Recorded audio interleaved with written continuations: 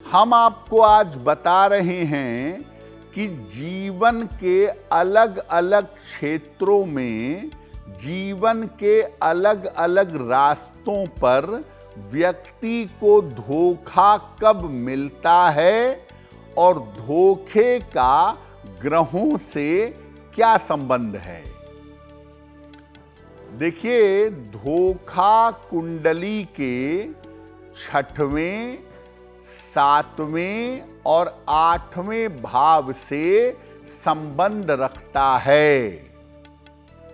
धोखे के पीछे जिस ग्रह की सबसे ज्यादा भूमिका होती है, जो ग्रह धोखा दिलवा देता है जीवन में, वो ग्रह होता है राहु। इसके अलावा खराब चंद्रमा और खराब बुध भी आपको धोखा देते हैं।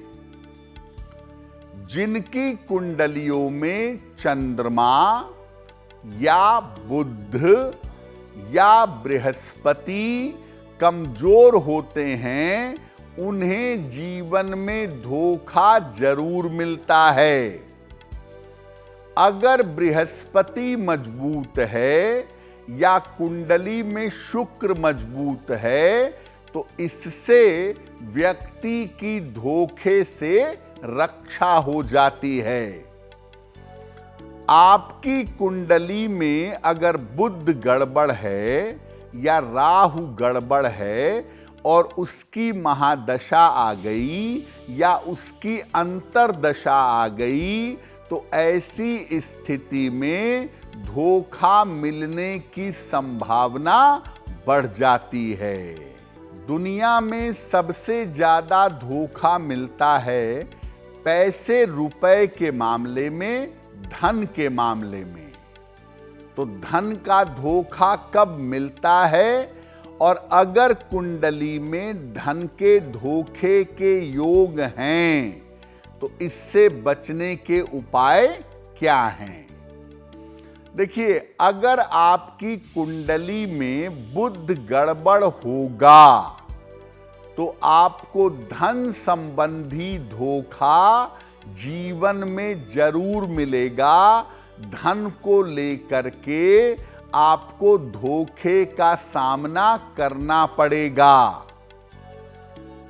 कभी कभी मंगल के गड़बड़ होने पर भी व्यक्ति को धन का धोखा मिलता है, लेकिन यहां पर धोखा मिलता है कर्ज की वजह से। मेष, सिंह, धनु, वृषभ, कन्या और मकर, इन राशि वालों के साथ धन का धोखा होने की संभावना हमेशा ज्यादा होती है। तो अगर आपकी कुंडली में धन का धोखा मिलने के योग हैं, तो क्या उपाय करें कि आप धन के धोखे से बच जाएं? बुध और मंगल की महादशा में या बुध और मंगल की अंतरदशा में विशेष सावधान रहें। नियमित रूप से भगवान विष्णु, श्री हरि की उपासना करें।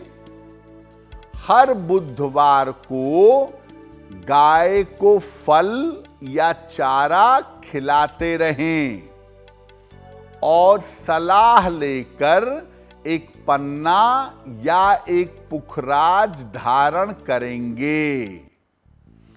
अगर ऐसा नियमित रूप से आप करें और आपकी कुंडली में धन के धोखे के योग हैं, तो उन योगों से आप बच जाएंगे। धन के बाद जिस मामले में सबसे ज्यादा धोखा मिलता है, वो मामला है विवाह का। आपको बताया गया कि लड़का इंजीनियर है, बाद में पता चला कि केवल इलेक्ट्रीशियन है, कुछ नहीं करता है। या विवाह के समय ये बात छुपा ली गई कि लड़की को कोई बीमारी है और फिर आपको बाद में पता चला। बहुत सारी वजहें या बहुत सारी स्थितियां ऐसी होती हैं जब विवाह में धोखा मिलता है। कब मिलता है? अगर कुंडली में राहु का संबंध बन जाए सप्तम भाव से या शुक्र से। वैसे तो इस तरह का संबंध ये भी बताता है कि आपका विवाह अपनी इच्छा से होगा, लेकिन ऐसी सिचुएशन में विवाह में धोखा मिलता है। राहु का संबंध कुंडली में चंद्रमा से बने या सूर्य से बने तो ऐसी स्थिति में भी व्यक्ति को धोखा मिलता है। विवाह संबंधों में आप ऐसा क्या करें कि आपको धोखा ना मिले? यानी अगर आपकी कुंडली में विवाह में धोखे का योग है तो उससे बचेंगे कैसे? विवाह करते समय विवाह संबंधों में बहुत ध्यान रखिएगा, क्योंकि ऐसे में विवाह के मामलों में धोखा हो सकता है।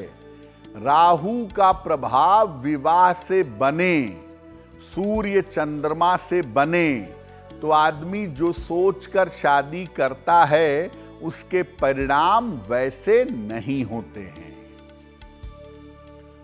अब मान लिया कि आपकी कुंडली में ऐसे कॉम्बिनेशन हैं, ऐसे योग हैं जिनकी वजह से ये समझ में आता है कि विवाह के मामलों में धोखा हो सकता है। क्या उपाय करेंगे? अगर धोखे के योग हैं तो बिना कुंडली मिलाए विवाह मत करिएगा। कुंडली अच्छी तरह से मिला करके तब विवाह करिएगा। शुक्र की स्थिति पर विशेष ध्यान दीजिएगा। रोज सुबह सूर्य भगवान को जल अर्पित करिएगा, सादा जल। भगवान शिव और मां पार्वती की संयुक्त ज्वाइंट पूजा करिएगा। तो अगर आपकी कुंडली में ऐसे योग हैं कि आगे चल करके आपको विवाह के मामले में धोखा होगा, तो सबसे अचूक उपाय यही है कि भगवान शिव और मां पार्वती की पूजा की जाए। ऐसा करने से विवाह के धोखे से आप बच जाएंगे। देखिए, एक धोखा तो होता है विवाह करने में कि आपको बताया कुछ और गया, निकला कुछ और एक होता है वैवाहिक जीवन में धोखा। पति पत्नी के प्रति ईमानदार नहीं रहता, कहीं इधर उधर अफेयर शुरू हो गया और पति पत्नी को या पत्नी पति को धोखा दे रही है वैवाहिक जीवन में। तो ऐसा होता कब है? कुंडली में अगर शुक्र या चंद्रमा दूषित होंगे तो आपको वैवाहिक जीवन में धोखा मिलेगा। राहु लग्न में या द्वादश भाव में बैठा हो तो भी वैवाहिक जीवन में धोखा मिलता है। और अगर बृहस्पति दूषित है तो निसंदेह आपको आपके वैवाहिक जीवन में बार बार धोखे मिलेंगे। ऐसे लोगों को वैवाहिक जीवन में धोखा मिलता है जिनके विवाह पर कमजोर बृहस्पति या खराब राहु का प्रभाव होता है। क्या उपाय करना चाहिए कि वैवाहिक जीवन में धोखा ना हो?